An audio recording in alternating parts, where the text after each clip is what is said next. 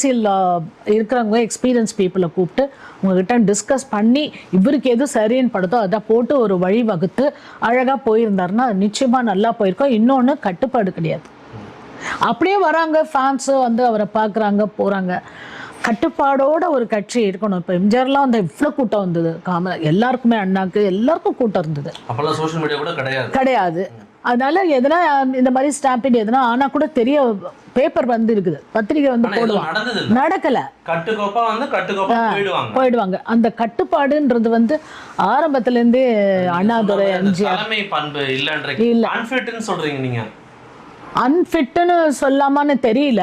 But எனக்கு ஒன்று எனக்கு வந்து என்னன்னா, அன்னைக்கு ஸ்டாம்பிட் நடக்குது, கொஞ்ச நேரத்தில் காட்டுறாங்க டிவியில், இவர் ஏர்போர்ட்டுக்கு அவசரமாக போய்கிட்டே ப்ரெஸ் இது பண்ணால் அப்படியே தலை குனிஞ்சிக்கிட்டு போகிறாரு. என்ன லீடர் அங்கே அப்படியே அவர் விழுந்துட்டாரு.